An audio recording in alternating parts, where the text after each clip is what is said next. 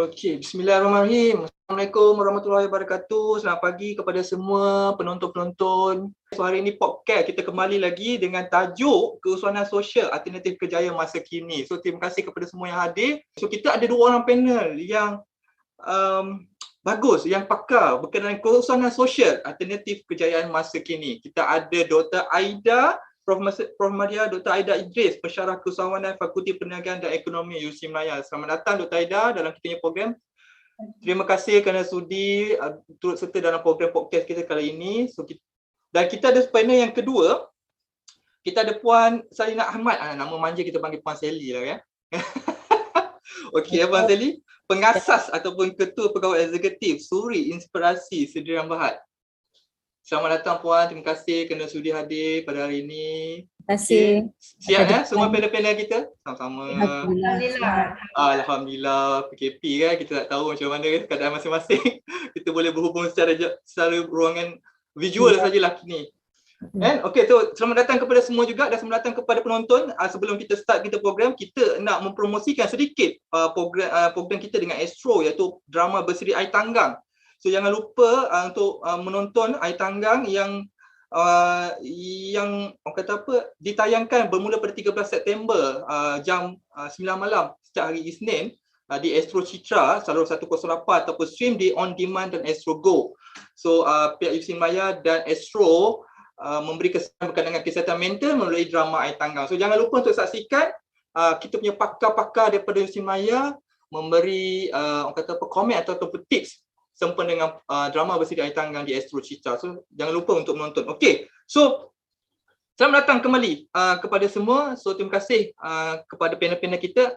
Hari ini kita nak berborak berkenaan dengan keusahawan sosial alternatif kerjaya pada masa kini. Mungkin ramai yang tak tahu pasal keusahawan sosial. Mungkinlah kita tak tahulah kan. So anda semua penonton di luar sana boleh memberi komen, soalan, berinteraksi dengan kami di ruangan YouTube atau Facebook. So tak jadi masalah. Okey. Dan jika ada sebarang soalan, just boleh letak di ruangan komen dan kita akan orang kata apa, panjangkan soalan itu kepada panel-panel. Okey, tak kisah penonton yang berada di YouTube ataupun di Facebook.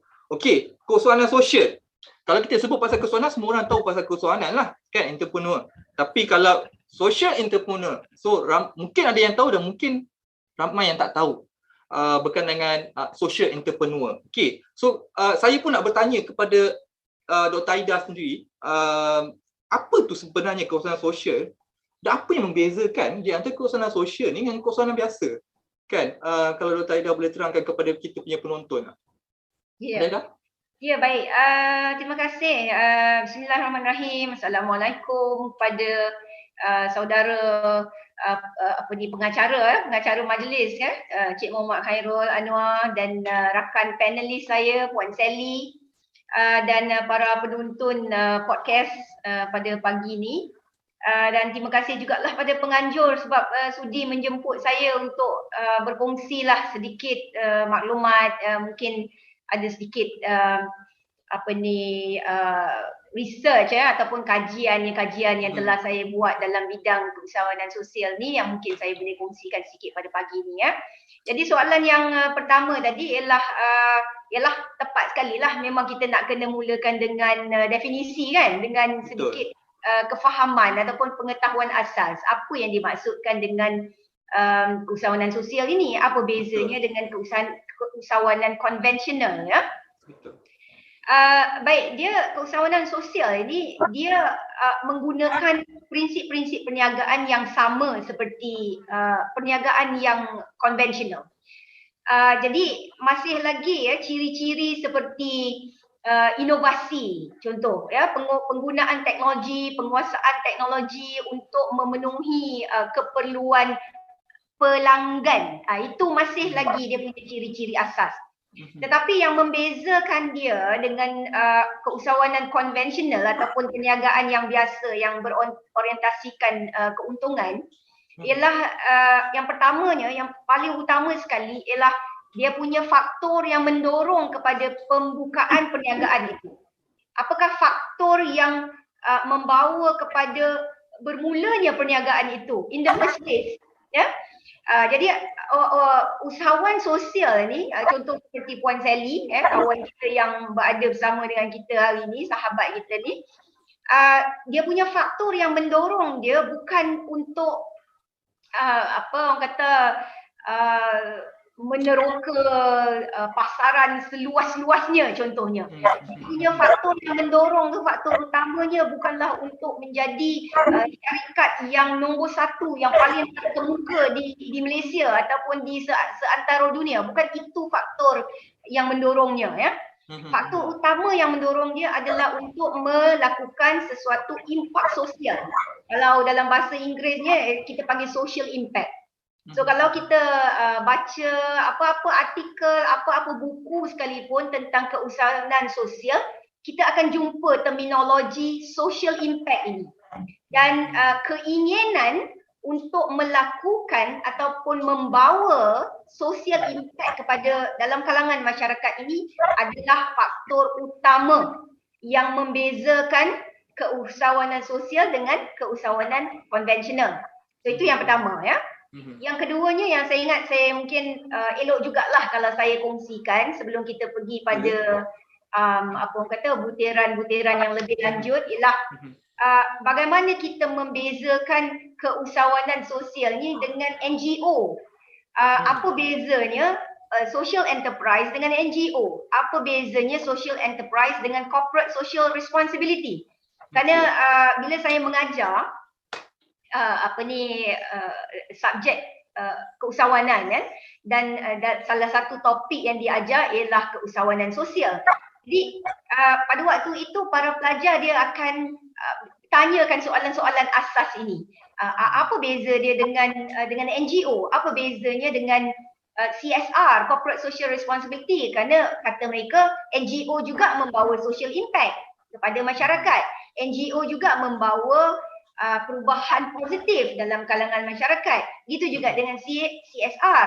Syarikat-syarikat korporat yang besar-besar ini banyak juga, ya, aktiviti kebajikan yang mereka lakukan yang membawa perubahan positif dalam kalangan masyarakat. So what is the difference? They want to know, ya. So saya perlu jelaskan bahawa kalau nak kirakan perbezaan dengan NGO ialah dia punya financial sustainability. Untuk social enterprise, dia mesti financially sustainable. Kalau NGO, dia punya operational cost ataupun expenses itu kebanyakannya memang dia boleh bergantung kepada grant, sumbangan, sponsorship, ya, ataupun tajaan, apa kita panggil corporate sponsorship, geran-geran daripada kerajaan, sumbangan-sumbangan daripada orang awam. Ini NGO. Itu dia punya minyak pelincir dia yang melancarkan operasinya adalah tajaan ataupun sponsorship. Tapi social enterprise dia sendiri mesti financially sustainable. Jadi dia perlu membina satu business model yang membawa keuntungan dan sustainability untuk perniagaan tersebut, ya. So itu beza dengan NGO. Beza dengan CSR ialah niat tadi, motivasi tadi yang mula-mula saya sebutkan. Nawaitu lah. Betul. So, faktor yang mendorong tu, faktor yang awal sekali yang mendorong pembukaan syarikat itu. Kalau corporate sektor, bukan niat asal dia bukan untuk membawa perubahan ataupun social impact kepada masyarakat. Aktiviti kebajikan mereka adalah by-product sahaja. Aktiviti sampingan, bukan aktiviti utama untuk syarikat mereka. So itulah mungkin secara ringkas itu sebagai mukadimah lah yang boleh saya kongsi. Baik. Tapi Dr. Aida, memandangkan tadi Dr. Aida ada sebut berkenaan dengan NGO dan CSR. Adakah NGO boleh jadi boleh dikembangkan menjadi social entrepreneur? Sebab saya tengok ada juga NGO yang sustain, maksudnya dia punya financial, dia buat bisnes. Kan kita boleh tengok NGO yang ke arah social entrepreneur. Betul kan? Betul. Ya, sudah pasti. Perubahan daripada satu fasa ke satu fasa tu memang satu proses yang dinamik lah, ya. Bukan maksudnya sekali kita dah register dalam ROS. Kalau NGO ni dia akan pendaftaran dia adalah Registrar of Society, ROS. Tidak bermaksud sekali dia dah mendaftar dalam RRS, dia tidak boleh membuka satu lagi entiti dan didaftarkan di bawah Registrar of Companies ataupun Suruhanjaya Syarikat Malaysia, yang itu adalah untuk perniagaan yang biasa. Betul, Jadi betul. proses tu proses yang dinamik, boleh saja berkembang. So kita dah tahu sedikit berdekat dengan kesewangan sosial. Kepada penonton-penonton ataupun belia dekat luar sana ataupun yang terkesan dengan pandemik, mungkin ramai yang orang kata apa, ada daripada kita belia ataupun mahasiswa yang struggle nak cari kerja sekarang lah. Kalau kita tengok lagi-lagi pandemik, kalau dulu pun struggle, kalau sekarang ni fikir dengan COVID-19 punya orang kata apa, isu, maksudnya lagi struggle untuk mencari pekerjaan. Mungkin macam tajuk kita pada hari adalah alternatif kerjaya masa kini. Maksudnya belia-belia ataupun orang kata orang yang terkesan dengan COVID-19 boleh orang kata berfikir-fikir untuk buka ataupun untuk terlibat dalam kesewangan sosial. Dan kita nak tanya kepada Puan Sally lah berkaitan dengan latar belakang Suri ni. So Puan adalah pengasas untuk Suri. Dan macam mana sebenarnya tercetus ideanya untuk Puan orang kata apa, terlibat dalam social entrepreneur ni, Puan Sally? Kalau just boleh share kepada kita punya penonton. Okey, Assalamualaikum pada semua. Terima kasih juga kepada Cik Anwar daripada UMCare atas jemputan. Terima kasih juga pada panel kita, Prof. Dr. Aida.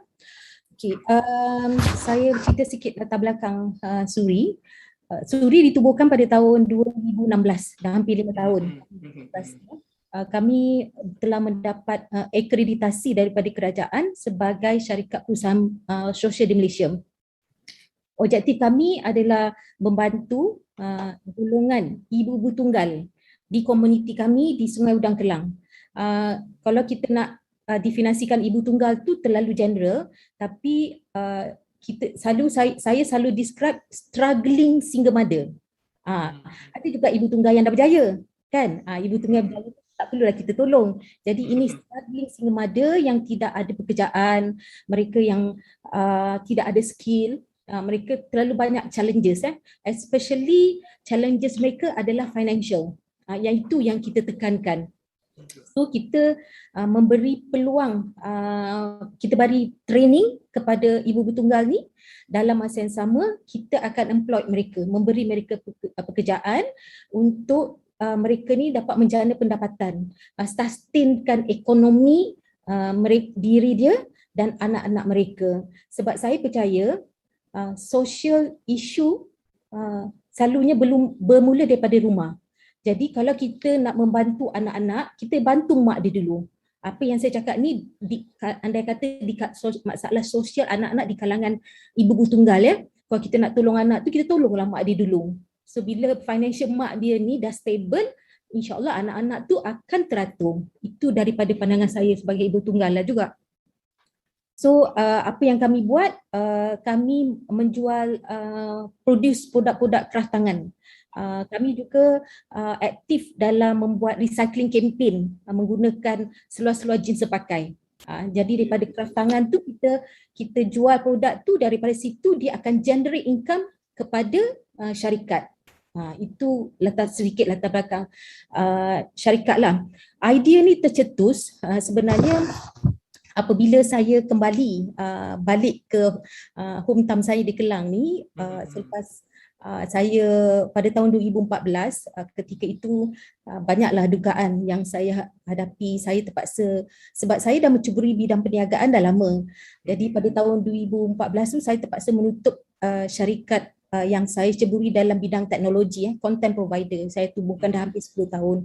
Jadi bila bidang teknologi ni, you kena cepat. Kalau you lambat, you akan ketinggalan. Jadi saya terpaksa tutup. Dan dugaan paling besar jelah perkahwinan saya tak lama saya menjadi ibu tunggal. Bila saya balik di kampung saya ni, saya dapati ramai ibu tunggal yang senasib dengan saya. Daripada situlah turning point dia datang. Saya realise saya tak kesorangan sebenarnya. Tapi saya rasa bersyukur kerana saya diberi kelebihan jika saya nak bandingkan dengan golongan ibu tunggal di komuniti saya. di mana kelebihan saya pernah berniaga. Jadi saya tahu proses-proses dia macam mana untuk berniaga. Ya, orang berniaga ni dia berani, ya, dia berani menghadapi apa pun cabaran. Jadi daripada situ saya berniatlah di Nawa itu saya kata, saya cakap, ya Allah, kalau kau beri aku peluang kedua, aku yang membantu komuniti ibu tunggal di tempat aku. Aku nak sama-sama dengan mereka untuk bangun balik. Sebab saya tahu kadang-kadang bila jadi ibu tunggal ni, you jadi keseorangan sebenarnya, tetapi you perlukan support.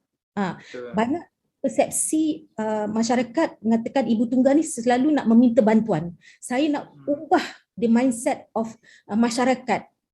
You bagi mereka support. Mereka tak diberi support. Kadang-kadang support tu bukan kerana keuangan, tetapi adalah daripada segi lain support yang mereka perlukan. Pada situlah saya nampak the turning point tu, saya nak membantu. Nawa itu yang pertama, saya nak membantu ibu tunggal ni. Yang keduanya, bagaimana saya nak membantu mereka. Itu lain pula ceritanya. Jadi saya menghadiri satu workshop di mana satu workshop tu mengajar peserta tu menggunakan barangan-barangan terbuang untuk dijadikan craft tangan atau pelbagai barang-barang lah. Siapa yang mengajukan workshop tu ya buat? Workshop tu ada satu komuniti lah. Dia buat open untuk public untuk belajar macam mana nak menggunakan barangan-barangan terbuang. Jadi saya hadir ke workshop tu, saya nampak seluar jeans tu boleh dijadikan craft tangan. So daripada situ terfikir, saya kata ini adalah satu idea yang baik. Tapi saya pula apabila kita ni dah dilahirkan dalam DNA buat bisnes, jadi saya terus nampak benda tu boleh buat bisnes. Tapi saya tanya diri saya, bisnes ni saya tak boleh buat seorang-seorang. Saya perlukan a group untuk buat bisnes. Sebab saya, kalau kita nak buat bisnes, kita tak nak jual 1-2 bag. Saya nak jual beribu-ribu bag. Kalau saya nak jual beribu bag, saya perlukan a big volume of talent macam tu. Jadi dalam masa yang sama pula, masalahnya saya ni tak pernah menjahit. Tak pernah mesin jahit. Tapi bercita-cita. Tak pernah menjahit, jadi pengasas suri ya? Dan saya pula nak mengajar pula ibu tunggal ni nak menjahit. Saya sendiri tak tahu menjahit. Saya tak pernah pegang mesin jahit sebelum tu. Ya Allah, masa tu tengah terfikirlah apa yang cita-cita tu memang besar. Nawa itu tu memang niat tu memang nak membantu. Lepas tu saya tanya diri saya, sebelum saya nak mengajar ibu tunggal ni, saya kena ubah dulu. Saya mesti ada ilmu. Saya mesti ada skill. Jadi dalam keadaan masa tu saya pula memang ada financial problem, kan? Memang dah tak ada pekerjaan, bisnes dah tutup. Jadi saya ambil satu pendekatan, saya beli mesin jahit. Mesin jahit pun saya beli secara hutang, bayar tiap bulan. Saya beri masa dekat diri saya 3 bulan. Selama 3 bulan, setiap hari 4 jam, saya akan duduk kat depan YouTube. Saya duduk depan YouTube, saya belajar macam mana nak menjahit, nak menggunakan mesin jahit. Sebab bila saya nak keluar, nak mencari belajar ilmu tu mahal. Untuk ilmu membuat barangan kreatif peratangan ni terlalu mahal. Kos sebab 200-300 ringgit untuk satu design. Jadi saya kata tak boleh. Kalau saya pun ada masalah financial untuk belajar, apakah lagi dengan ibu tunggal ni? Takkan saya nak suruh ibu tunggal ni, you pergi belajar dulu dan join saya. So saya belajar dulu. Selama 3 bulan tu saya belajar, saya dah mahir, barulah saya panggil, saya berjumpa dengan grup komuniti ni, ibu tunggal ni. Saya kata siapa yang berminat boleh join saya. Dan saya sendiri train mereka.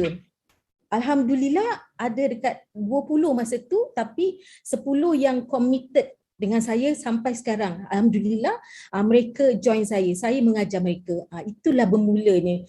Dia datangnya daripada Nawa itu tu, niat macam doktor cakap tadilah, niat tu mesti betul dan ikhlas. Betul. So turning point dia. Betul. Satu cerita yang memberi inspirasi kepada saya, dan saya rasa saya percaya juga pada penonton dekat luar sana yang melihat kita punya program pada hari ini pun terinspirasi dengan apa yang Puan Sally bercakap. So kalau kita tengok konsep keusahawanan sosial yang diberikan oleh Puan Sally adalah membantu ibu tunggal. Macam seperti yang Dr. Aida terangkanlah apa itu keusahawanan sosial, fokus kepada bantuan untuk apa yang kita nak fokus untuk bantu kepada masyarakat. So untuk kes Puan Sally adalah ibu tunggal. So terima kasih. Saya harap Puan Sally terus kuat dan terus maju ke hadapan. untuk orang kata apa kembangkan bisnes. Untuk kepada semua yang menonton, kalau anda semua ingin melihat produk yang daripada Suri, boleh tengok atau layari IG Suri, betul IG media sosial Suri, boleh tengok produk-produk dekat sana dan yes, betul, dan boleh buat tempahan kalau berminat lah. Okey, kita nak teruskan, nak bertanya pada Dr. Aida berkenaan dengan kesoalan sosial ni. Kalau kita tengok, kalau apa yang Puan Sally terangkan dan apa yang Dr. Aida terangkan, KPI lah, kita cakap KPI ya. KPI kesoalan sosial. Dia nampak macam berat daripada kesoalan biasa. Betul kan kalau saya salah? Saya rasa saya nampak macam tu. Sebab apa? Sebab saya rasa kita untuk kesoalan sosial tu dia kena memikirkan impact sosial dan dalam masa yang sama adalah keuntungan company untuk sustain. So ada dua benda yang mereka kena fikir kepada orang siapa yang terlibat dalam kesoalan sosial lah. Kalau untuk kesoalan biasa dia hanya memikirkan tentang keuntungan dan kepuasan pelanggan. So ada dua benda lah mungkin yang dia fikirkan lah. Tapi kesoalan sosial ni KPI dia lebih tinggi. So macam mana kita nak memastikan sesiapa yang terlibat dalam kesoalan sosial ni dia still continue kelangsungan dia. So kadang-kadang ada orang dia buat bisnes kesoalan sosial, dia terlibat and then dia just habis situ sebulan 2 bulan rasa macam susah lah sebab KPI dia sangat tinggi so dia pun beralih kepada kesoalan biasa daripada kesoalan sosial. So macam mana kita nak make sure memastikan bahawa kita punya kesoalan social entrepreneur ni still maintain apa yang Puan Suri, macam Puan Sally dah buat 5 tahun untuk Suri ni. So macam mana sebenarnya untuk memastikan kelangsungan tu, Dr. Aida? Okey. Saya dah sebut di awal tadi masa kita bincangkan tentang definisi ataupun kefahaman asas tentang keusahawanan sosial. Dan salah satu perkara yang saya sebutkan ialah operasi ataupun cara kita menjalankan keusahawanan sosial ataupun syarikat sosial ini sebenarnya tidak boleh terlalu jauh berbeza dengan cara kita menguruskan perniagaan konvensional. Contohnya dari segi penguasaan teknologi, dari segi keperluan untuk menginovasi, dari segi keperluan untuk kita buat market research. Tadi kalau kita dengar Puan Sally cerita, sebenarnya apa yang beliau ceritakan tu tadi memang tidak banyak berbeza dengan apa yang harus dilalui oleh seorang usahawan yang berorientasikan keuntungan ataupun profit oriented entrepreneur Kalau dalam subjek keusahawanan contohnya, salah satu assignment yang biasa kita beri kepada pelajar-pelajar keusahawanan ialah business planning. Kita beri mereka satu assignment untuk mereka menyediakan satu apa yang dipanggil sebagai business plan business plan report. Satu rancangan perniagaan. Jadi business plan ini adalah satu dokumen. Dokumennya biasa kalau undergraduate punya student tu lebih kurang dalam 30 muka surat lah, 30 hingga 40 muka surat. Jadi boleh bayangkan lah taklah teruk sangat, not so bad lah. Biasanya mereka juga akan jalankan secara berkumpulan. Kerana perniagaan ini juga satu yang telah dikongsikan oleh Puan Sally tadi Perniagaan ini memang dia memerlukan teamwork. Jadi kalau dalam assignment business plan itu biasanya kita akan bagi assignment itu secara berkumpulan. It's a group assignment. So dengan group assignment dalam 4 atau 5 orang dalam satu kumpulan, mereka diminta untuk menyediakan satu business plan. Now business plan ini dia memang memerlukan research, market survey, customer research dan sebagainya. Jadi apa yang student pelajar perlu buat di awalnya adalah untuk membuat satu environmental scanning. Environmental scanning sama, walaupun Puan Sally tadi dia tidak gunakan terminologi akademik seperti environmental scanning, tapi apa yang disebut tadi itulah environmental scanning. Mula-mula kita kena lihat dengan community engagement, kita akan scan environment kita untuk melihat apakah keperluan yang ada dalam sesebuah masyarakat ataupun dalam community sekeliling kita tu yang belum terisi. Ada gap-gap tertentu dalam market itu yang belum diisi, yang kita boleh isi. Kita boleh isi keperluan dalam masyarakat itu lebih baik daripada orang-orang lain yang sudah berada dalam industri yang sama. Bagaimana kita nak memenuhi gap ataupun keperluan dalam masyarakat itu dengan cara yang lebih baik, mungkin dengan cara yang lebih berkesan, kita menyelesaikan masalah mereka dengan lebih berkesan. Contoh kalau macam kita ambil Suri Lifestyle, ada flexibility contohnya, sebab Suri dia bekerja dengan ibu tunggal, dan ibu-ibu tunggal ni dia ada kekangan-kekangan peribadi seperti anak-anak yang kecil yang memerlukan penjagaan di rumah, tetapi kerana faktor keuangan mereka tidak boleh menghantar anak mereka ke taska dan sebagainya, mereka sendiri yang kena jaga. Ada yang mungkin ibu bapa yang tua, yang dah uzur, yang mereka kena jaga, jadi mereka tak boleh keluar daripada rumah untuk mereka menjana pendapatan. Jadi flexibility itu sangat penting dalam keusahawanan sosial. Jadi apa yang saya boleh simpulkan ialah ilmu pengurusan perniagaan itu mesti ada. Walaupun bunyi dia keusahawanan sosial, kita nak membantu masyarakat, nak cuba menyelesaikan masalah masyarakat, membawa impak sosial kepada masyarakat, tapi itu tidak bermakna kita boleh masuk terjun saja ke dalam pekerjaan tersebut ataupun sektor tersebut tanpa ilmu pengurusan profesional. Jadi kalau hendakkan financial sustainability ataupun kelangsungan yang macam Cik Muhammad Khairul sebut tadi, bagaimana nak menentu kelangsungan, ilmu pengurusan perniagaan secara profesional tu penting. Kemudian daripada ilmu yang sedikit itu kena terus timba lagi melalui networking. Jaringan sangat penting. Jaringan dalam perniagaan konvensional ke perusahaan sosial ke, keusahawanan konvensional atau keusahawanan sosial, dia sama. Jaringan ataupun networking itu akan membantu kita untuk menimba ilmu, menambah ilmu yang kita dapat secara formal. Asalnya mungkin kita akan dapat secara formal. Kita boleh hadir kursus. Kalau kita belajar di universiti, contohnya kita ambil lah kursus keusahawanan. Dan kita timba ilmunya secara formal, tapi ilmu tidak boleh terhenti setakat itu. Nah, macam mana nak dapat tambah ilmu lagi? Itu jaringan, bina jaringan. Orang nak jadi usahawan, tak kira usahawan sosial, usahawan konvensional, dia sama. Dia tak boleh berat mulut. Dia tak boleh isolate diri dia di rumah, mengurung, mengunci diri dia seseorang dan berharap masalah itu akan selesai dengan sendirinya. Dia perlu keluar, bertemu orang lain dan membina jaringan, itu yang kita panggil networking itu. Jadi daripada jaringan akan timbul maklumat baru, ilmu baru, dan kemudian peluang-peluang yang baru. Jadi bukan setakat ilmu tetapi opportunity. So the windows of opportunity akan terbuka. Satu demi satu kita akan dapat meneroka peluang-peluang yang baru melalui jaringan-jaringan tersebut. Jadi ada beberapa kata-kata kunci di sana yang saya harap penonton dapat tangkap.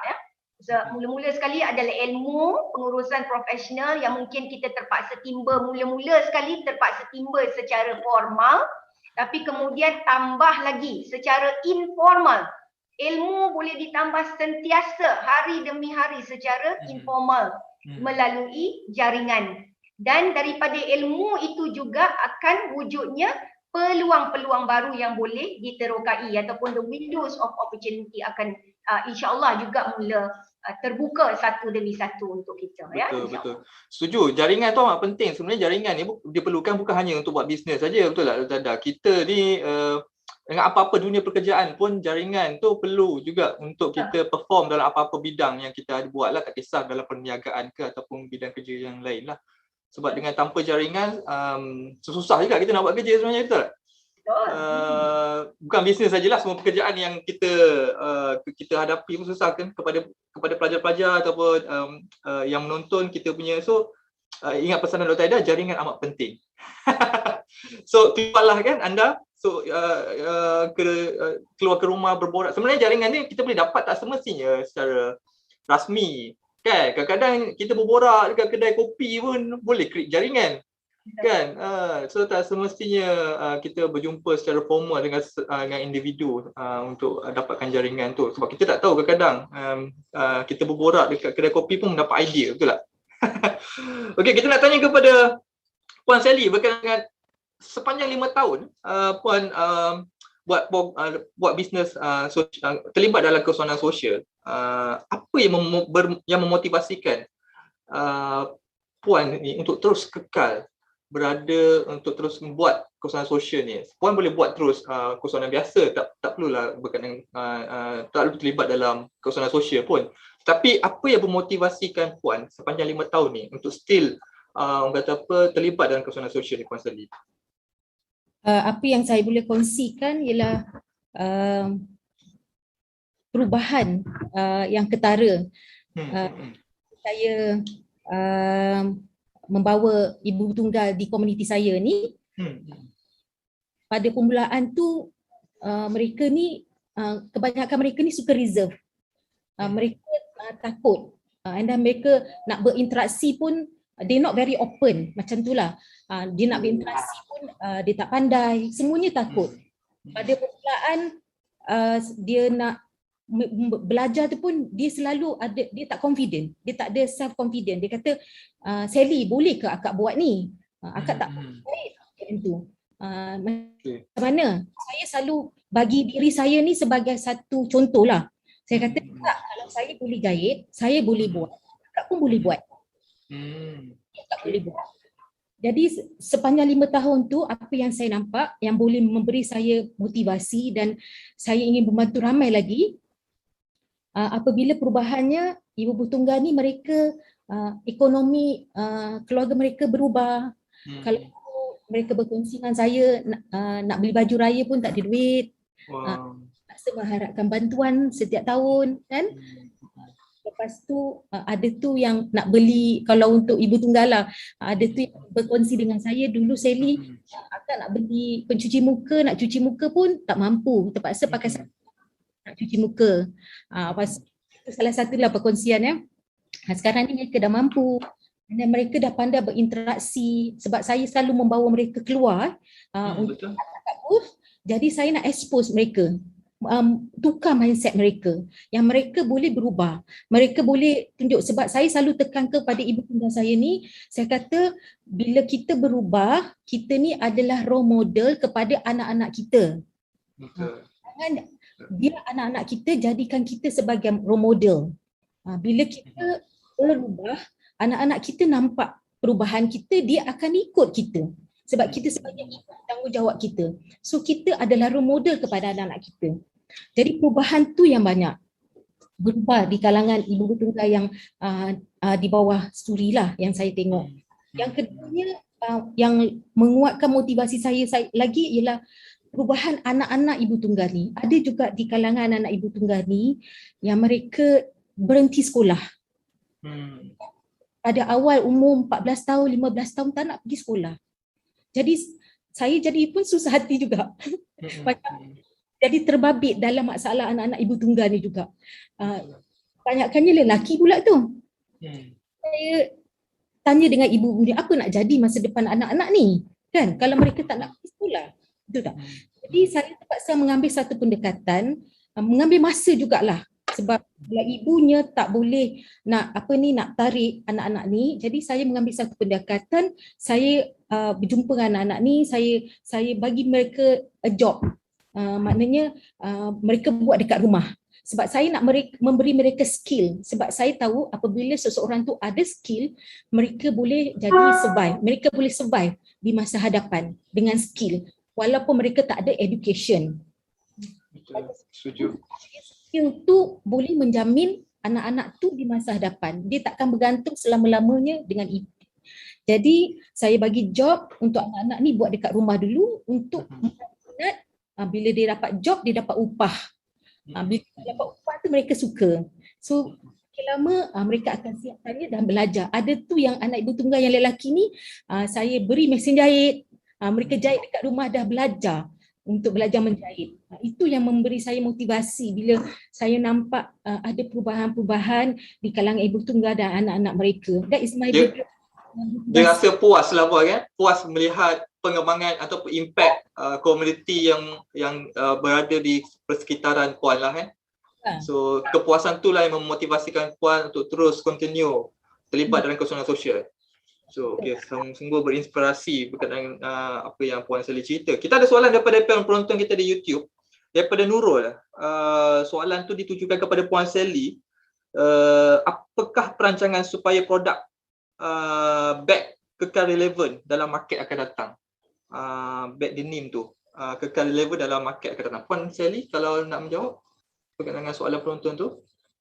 Okey, kalau kita ikutkan kepada pasaran, mungkin daripada mula awal tu saya membuat produk ni, saya pun sendiri akan tertanya adakah produk ni di masyarakat, ya. Lepas tu apabila dah berada 5 tahun, especially di Malaysia, ya. Betul. Malaysia masih lagi kurang ilmu, kurang aware lah saya boleh katakan tentang orang kata buy with a good cost. Maknanya produk you beli tu ada value, ada cost, ada tujuan. So sekarang ni alhamdulillah kebanyakan masyarakat di Malaysia ni dah pandai membeli barang yang ada value. Apabila dia purchase, dia kata bila dia dapat tahu produk tu dibuat oleh komuniti, mereka rasa happy. They don't mind to. So kalau nak katakan di luar negara, mereka memang sangat value produk-produk yang ada value, especially yang dibangunkan oleh komuniti-komuniti, ya. Tapi di Malaysia ni dah nampak peningkatannya. Kalau di masa hadapan tu saya percaya produk ni akan mendapat sambutan sebab ia masih lagi consider sebagai masih baru lagi di Malaysia, tetapi sudah nampak perubahan di kalangan masyarakat kita. Betul. Kadang-kadang kita beli produk tu, the story behind the product tu penting juga. Kan kadang-kadang dibuat menggunakan penutup botol je. Macam kita orang ada satu kitchen yang dibuat daripada penutup botol warna biru kan, warna putih tu kan. So kitchen Universiti Maya tu just size biasa je. Kalau kita beli kat kedai pun macam-macam kitchen yang boleh kita dapat kat UM. Tapi bila kita jual ataupun kita nak bagi gift kepada orang, kitchen yang dia buat daripada bentuk botol, the story belakang tu yang menarik sebenarnya. Kitchen tu biasa je, betul tak? Tapi cerita di belakang tu kita letak macam tagging kat situ, kertas, dibuat daripada apa-apa. So itu yang menarik sekarang kan, masyarakat Malaysia ke arah situ sebab dia nak cari kelainan. Kitchen guna besi, guna biasa tu perkara biasa, tapi kalau guna bahan-bahan terbuang, itu perkara yang lain, yang rare, yang mungkin akan menjadi satu story kepada diorang untuk diorang collect. Kadang-kadang diorang tak pakai pun tapi diorang simpan. Betul tak? Saya rasa kesedaran tu dah makin ada di kalangan masyarakat Malaysia. Okay, so kita nak tanya berkaitan dengan kepada Dr. Aida juga. Berkaitan dengan, kalau kita tengok macam Puan Sally bercakap tadilah, kesedaran rakyat Malaysia masih kurang, tetapi dah meningkat daripada dululah. Dan kalau kita tengok dekat negara-negara lain, kesedaran sosial ni amat penting.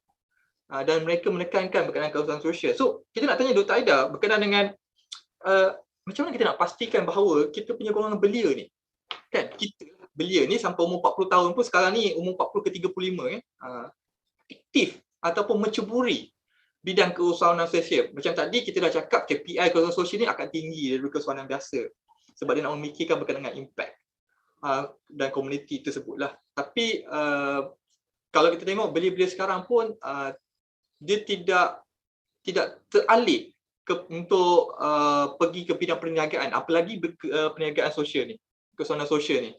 So macam mana kita nak memastikan bahawa belia kita dekat Malaysia ni orang kata apa, bergiat aktif dalam keusahawanan sosial dan menceburi bidang keusahawanan sosial ni. Dr. Aida, kalau ada Dr. Aida nak bagi pendapat. Sebenarnya ini memang sesuatu yang telah pun dibangkitkan oleh Puan Sally tadi, ya. Dia sebenarnya kemahiran dalam keusahawanan sosial ni dia bergantung kepada pendidikan bagaimana yang kita dapat. Exposure tu daripada young age, daripada usia yang muda, apa pendedahan yang kita dapat dan apa skill yang kita dapat secara tak rasmi. Dipanggil informal education dan informal training. Kalau kita nak lihat kepada sistem pendidikan formal pula, yang paling hampir yang saya boleh nampak ialah TVET. Ya. Betul. So sekolah-sekolah ataupun institusi pendidikan yang menekankan kursus-kursus TVET, technical dan vocational. Bukannya kursus-kursus yang menekankan pencapaian akademik dan scroll akademik yang berjela-jela tu. Kan? Betul. So dia lebih menekankan kemahiran kelangsungan hidup. Apa yang disebut tadi survival skills ataupun kemahiran kelangsungan hidup. Jadi pendidikan TVET dia memainkan peranan yang sangat penting kalau kita ingin menyuburkan keusahawanan sosial di masa hadapan. Yang pertamanya kerana fokus pendidikan itu sendiri ataupun kurikulum dia itu, ya. So kurikulum dia tidak macam saya sebut tadilah, dia tidak menekankan sangat CGPA first class dan sebagainya, Dean's List dan sebagainya. Dia tidak menekankan itu, tapi dia menekankan penguasaan kemahiran kelangsungan hidup. Itu yang pertama. Yang keduanya, ukuran kejayaan tu pun penting. Apa yang masyarakat gunakan sebagai kayu ukur kejayaan. Kalau anak-anak kita yang masuk dalam sistem pendidikan yang konvensional ni, ukuran kejayaan dia sebagai belia lah, ya, dia mesti hendak menggembirakan hati ibu bapa dia, betul tak?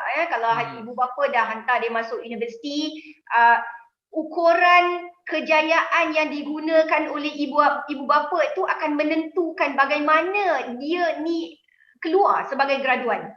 Ya? Kalau ibu bapa dia mengukur kejayaan itu dengan macam saya tadi kata tadilah, CGPA, first class honors, dapat Dean's List, dapat itu dan sebagainya ini, maka dia punya kecenderungan dia akan pergi ke arah itulah, ya.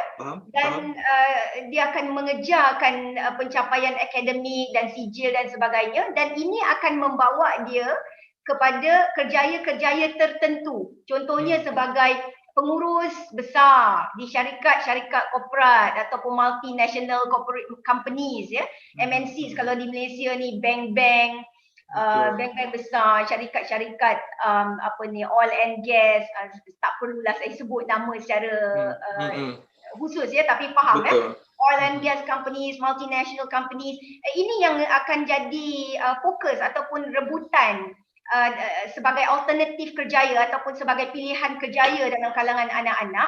Kalau kita gunakan sebagai ibu bapa, kalau itu yang kita gunakan sebagai kayu ukur kejayaan mereka di bangku sekolah. Tapi kalau ibu bapa itu bersifat progresif, ya, bersifat dinamik macam Puan Sally, dan ukuran kejayaan itu tidak diletakkan pada pencapaian akademik seperti yang saya sebutkan tadi, tapi lebih kepada penguasaan survival skills ataupun kemahiran kelangsungan hidup, maka anak-anak itu juga akan terdorong ke arah itu. Dan dalam sistem pendidikan yang mereka lalui ataupun perjalanan pendidikan yang mereka lalui, mereka akan mengejar penguasaan kemahiran kelangsungan hidup. Dan bila mereka keluar, mereka graduate, mereka membawa skill itu, dan skill itu akan mengarahkan mereka, membuat mereka lebih cenderung ke arah memilih kerjaya-kerjaya alternatif seperti gig economy. So instead of applying to be general manager ke ataupun senior manager ke ataupun senior executive dalam syarikat-syarikat yang besar, mereka gunakan kemahiran kelangsungan hidup untuk membuka perniagaan mereka sendiri melalui platform seperti gig economy dan social entrepreneurship.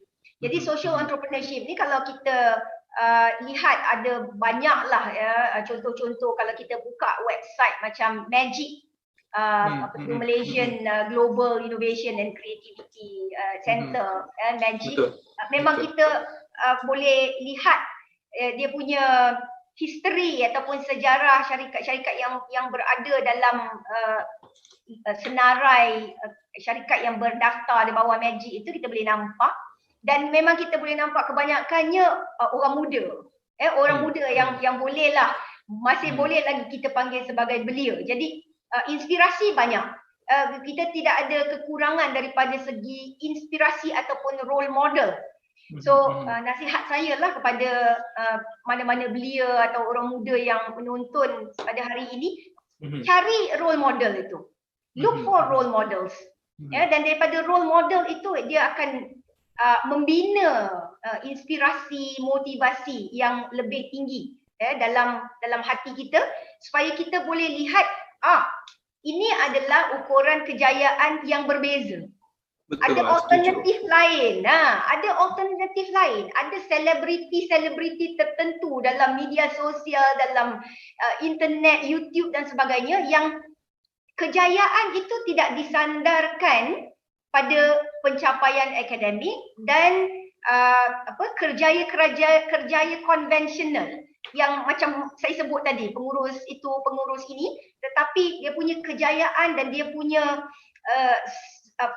social status dia dalam masyarakat itu dibina dengan menggunakan kemahiran survival skills melalui pendidikan-pendidikan Tibet. Betul, setuju. Setuju dengan apa yang Dr. Aida cakap. Tapi sebelum kita teruskan dengan soalan-soalan seterusnya, so kita nak ucapkan terima kasih kepada semua penonton yang berada di ruangan YouTube dan Facebook. Terima kasih kerana sudi hadir. Nantikan sehingga akhir program untuk link kehadiran dan e-certificate yang kita akan bagi nanti. Sebarang pertanyaan boleh diajukan kepada panel kita pada hari ini di ruangan komen. So insyaAllah kita akan kalau sempat kita akan baca anda punya soalan ataupun pandangan kepada panel-panel kita. Tapi jangan lupa untuk menyaksikan Air Tanggang, satu drama bersiri di Astro Original, di Astro Citra mulai 13 September yang lalu setiap hari Isnin pukul 9 malam. So Universiti Malaya dan Astro memberi kesedaran berkaitan dengan kesihatan mental melalui drama Air Tanggang. So nantikan setiap hari Isnin 9 malam untuk drama Air Tanggang. Pakar-pakar kita daripada Universiti Malaya akan memberi tips berkaitan dengan watak-watak yang ada di dalam drama Air Tanggang. Okay, so kita nak teruskan dengan kita punya sesi pada hari ini. Saya tertarik dengan apa yang Dr. Aida cakap tadi pasal survival skill. Sebenarnya personal saya cakap kepada panel, sertifikat yang kita dapat, academic certificate tu hanya sertifikat, hanya sehelai paper. Betul tak? Hanya sehelai paper, tapi apa yang membezakan adalah pengalaman. Saya suka saya selalu menggalakkanlah pelajar-pelajar untuk at least ambil satu skill yang diorang boleh belajar, fokus sepanjang hidup mereka. Tak kisah anda adalah university student ke, anda sesiapa pun. So saya selalu menekankan kepada mereka at least satu skill yang awak belajar. Sebab apa kita tak tahu, skill yang kita belajar suatu hari nanti akan membantu kita. Tak semestinya kita keluar sebagai mahasiswa, kita akan dapat pekerjaan apa yang kita impikan lah. Macam Dr. Aida cakap, pengurus besar. Berapa banyak je jawatan pengurus yang ada dalam Malaysia dan berapa ramai graduate mahasiswa yang setiap tahun kita keluarkan itu di Universiti Malaya dan universiti lain. So saya selalu menggalakkan pelajar-pelajar supaya at least ada satu skill. Macam Puan Sally, dia belajar skill menjahit. Macam sebelum ni tak pernah, tapi sekarang dia tahu menjahit lah. So at least satu skill, dan mungkin skill tu yang akan membantu kita pada satu hari nanti. Kita tak tahulah. So itu yang kita akan saya selalu tekankan kepada pelajar-pelajar kita lah. Okay, so kita nak bertanya berkenaan dengan kita dah cakap pasal kesedaran sosial, tapi kita nak tahu benefit. Sebab kadang-kadang orang tak tahu sebenarnya kesedaran sosial ni memberi banyak benefit kepada kita. Mungkin dia kata, okay, macam saya cakap lah, KPI tinggi, kan, mungkin cabaran lebih besar untuk buat kesedaran sosial. Tetapi diorang terlepas pandang berkaitan dengan benefit. So kalau Puan Sally ataupun Dr. Aida boleh terangkan sebenarnya apa sebenarnya benefit kesedaran sosial ni kepada individu ke negara ke, supaya mereka kata, oh sebenarnya kesedaran sosial ni banyak benefit pada diri kita sebenarnya, ataupun negara ataupun komuniti setempat, supaya mereka tergerak hati mereka untuk menceburi di kesedaran sosial. Puan Sally, kalau Puan Sally ataupun Dr. Aida nak share mana-mana, tak kisah, berkenaan benefit kesedaran sosial. Mungkin Puan Sally dulu. Ya, Puan Sally kalau nak terangkan. Yang Puan nampak kan benefit sebenarnya daripada pengalaman yang Puan buat suri ni kan. Kalau secara jujurnya kalaulah perusahaan sosial ni dah wujud 10-15 tahun dulu, dah lama dah saya beri keusahawanan sosial ni. Kenapa saya katakan? Sebab dia benda ni masih baru lagi di Malaysia kan. kesedaran sosial ni, sedangkan di Thailand, di Filipina dan di Europe semua mereka dah berpuluh tahun kesedaran sosial ni kan dah diberi ilmu kepada golongan-golongan muda atau masyarakat, betul tak? Betul. Kalau kenapa saya cakap macam tu, sebab dia banyak manfaat dia. Contohnya you berniaga, kalau dulu saya buat bisnes tradisional lah, yang biasanya kita hanya fikir profit je. Betul. Kita tak ada kisah pun pasal komuniti kat luar ke, tentang masyarakat ke apa, kita tak ada kisah. Yang kita tahu, kita nak profit je setiap bulan. Tapi apa yang bagusnya jadi kesedaran sosial ni, buat bisnes perusahaan sosial ni, dia macam kita secara tak langsung kita buat amal jariah. Kita membantu golongan yang dipinggirkan, dalam yang masa yang sama kita pun buat profit. Betul tak? Kita bukan setakat sebagai individu, kita buat amal jariah, kita membantu golongan-golongan yang dipinggirkan ni kepada masyarakat yang terlibat. Dalam masa sama syarikat kita boleh menjana income.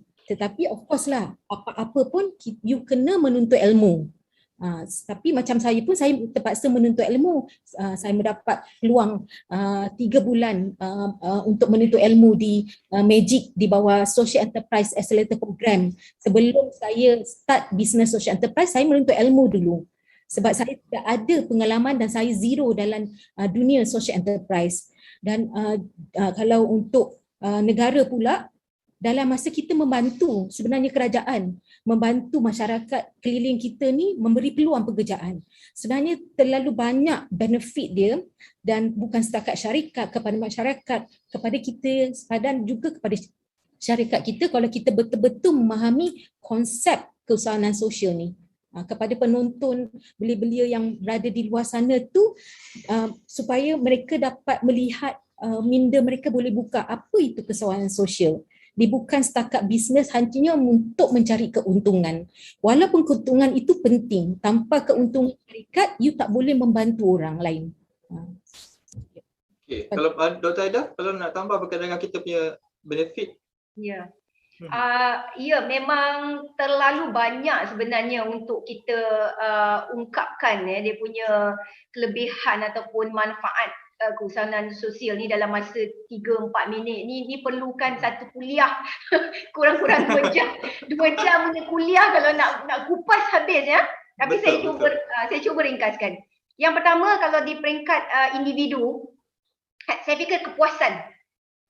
Nombor satu sekali, kepuasan hati tu, self satisfaction, bila kita lihat kita sebenarnya membuat perubahan yang positif dalam masyarakat, dia membawa kepuasan.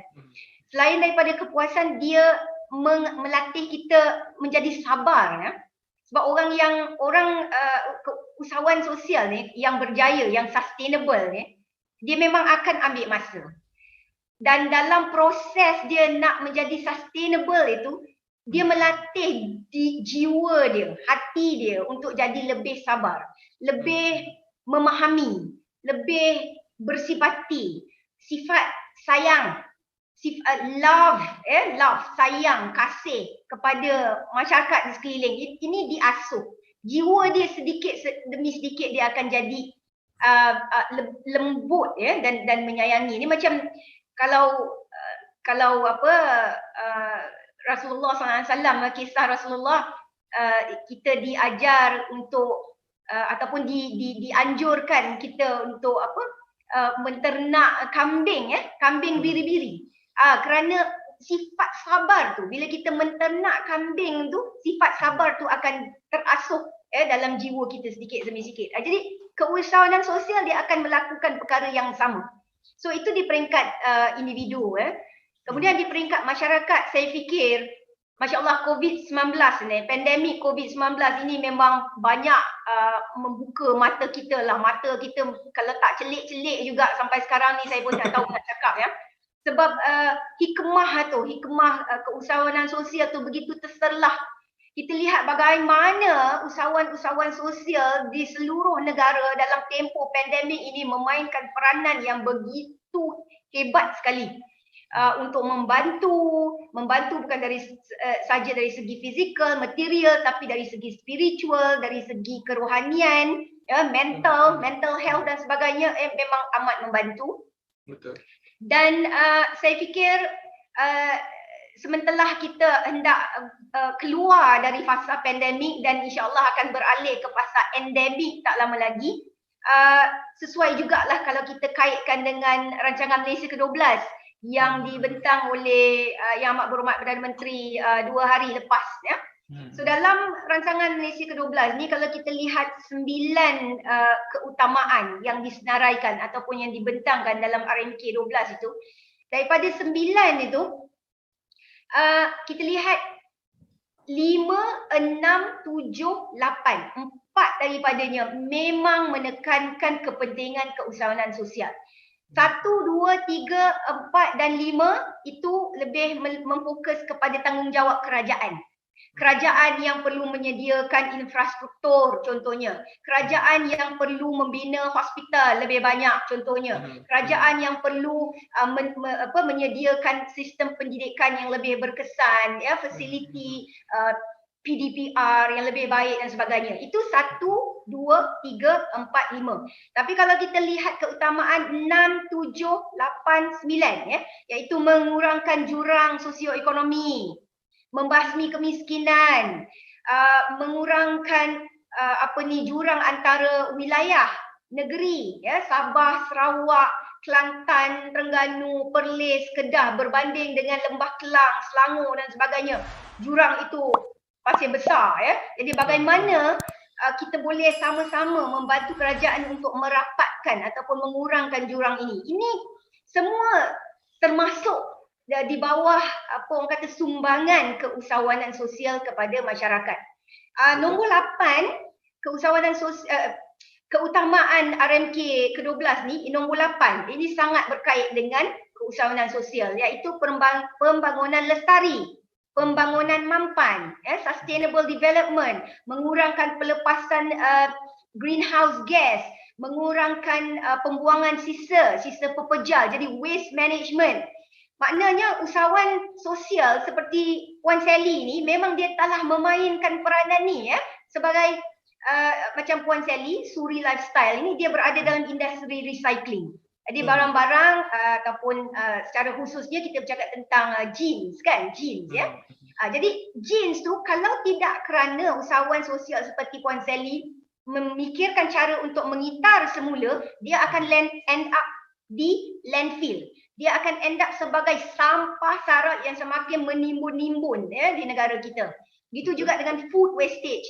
Malaysia ni sebelum pandemik merupakan salah satu daripada 10 negara di dunia yang paling banyak membuang makanan, membazir makanan. Sedangkan ada di kalangan kita di setengah kelompok masyarakat yang tak cukup makan.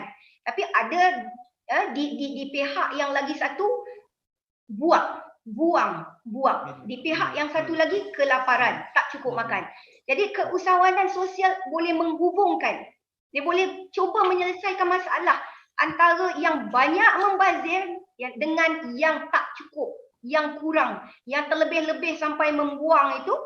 Bagaimana cari jalan bagaimana untuk menghubungkan mereka dengan yang serba kekurangan. Faham? Setuju? Saya ada satu soalan last lah kot nak bagi tahu, nak tanya kepada panel-panel. Ini soalan yang tak ada dalam list yang saya bagi, ya, tapi saya rasa macam terdetik memandangkan apa yang Dr. Haidar dah cakap. Satu soalan selalu orang akan tanya lah, ataupun orang terfikir, boleh kaya ke keusahawanan sosial? Itu bahasa kasar lah, bahasa yang senang. Boleh kaya ke? Apakah persaingan? Sebab kalau kita tengok orang yang mencuri keusahawanan ni, ya, of course lah perniagaan, kan. So menjadi businessman, kan, office besar, ada bangunan sendiri, contoh. Tapi orang yang mencuri keusahawanan sosial ni, so ada ke contoh industri keusahawanan sosial yang sebelum ni berjaya? Kalau Dr. Haidar ataupun Masih nak bagi contoh. So ataupun pandangan panel sendiri, boleh kaya ke keusahawanan sosial? Tanda soal. Dr. Haidar kalau nak tambah sikit je, ini last soalan saya rasa sebab saya terfikir. Saya rasa soalan ini memang lebih tepat dijawab oleh Puan Sally sebagai practitioner ya. Sebagai practitioner. Tapi saya boleh cuba jawab dari segi teori lah ya. Melalui pengamatan ataupun observation. Yang pertama, rasa saya orang yang menceburi keusahawanan sosial ni in the first place dia punya motivasi bukan itu. Dia punya motivating factor bukan untuk jadi kaya. Jadi isu boleh kaya ke ni biasanya dia tidak akan timbul dalam kalangan pengamal keusahawanan sosial. Dia tak timbul pun. Yang keduanya, saya fikir sebagai orang Islam kita walaupun usahawan konvensional sekalipun, kita lebih menekankan barakah. Konsep barakah, keberkatan. Kalau dalam perniagaan dalam Islam, tak payah sebut tentang keusahawanan sosial. Perniagaan secara amnya dalam Islam menekankan konsep keberkatan. Itu sebab kita tolak unsur-unsur riba contoh. Kita tolak unsur judi, kita tolak unsur riba dalam perniagaan kita. Walaupun tak masuk pun lagi cerita keusahawanan sosial, awal-awal kita dah tolak. Perkara-perkara yang sebenarnya boleh menjana banyak keuntungan, judi, riba, boleh kaya raya. Tapi Islam sudah awal-awal tolak benda itu kerana kita mementingkan barakah, keberkatan. Jadi apatah lagi untuk usahawan sosial, berkali-kali ganda lagi dia punya kepentingan ataupun fokus yang diberikan kepada konsep keberkatan ini jauh-jauh melebihi kekayaan ataupun kemewahan seperti yang ditimbulkan oleh Encik Khairul tadi ya. Mungkin Puan Sally boleh tambah. Puan Sally nak tambah? Boleh kaya ke Puan Sally? Sebenarnya pertanyaan Cik Anwar tu saya dah pernah diajukan oleh saya pernah terima soalan tu, especially daripada kalangan kawan-kawan, sebab segelintir kawan-kawan saya yang kenal saya pernah buat bisnes dulu. Maknanya perubahan dunia saya dulu dengan sekarang ni terlalu berbeza. Okay? Memang ada cakap, you buat bisnes ni boleh, buat social enterprise ni boleh kaya ke Sally? Saya soalan tu dengan segelak sebab saya kata insyaAllah boleh, tapi saya kaya tu bagi saya very subjektif lah.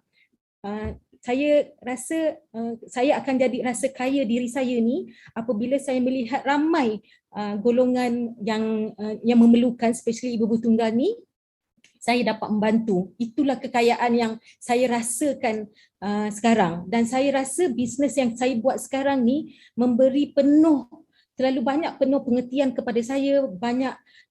Saya banyak belajar tentang kehidupan, dia mengajar saya banyak tentang masyarakat, dan saya rasa satu ketenangan apabila saya membuat bisnes perusahaan sosial ni jika dibandingkan saya buat bisnes yang dulu. Okey, so terima kasih. Saya rasa itu saja slot podcast kita pada hari ini. So terima kasih kepada panel-panel kita yang sudi, Puan Sally sudi share, memberi inspirasi kepada kita punya penonton. Dan terima kasih kepada Dr. Aida berkongsi ilmu ataupun penyelidikan yang telah dibuat kepada penonton-penonton kita. So terima kasih kepada yang menonton.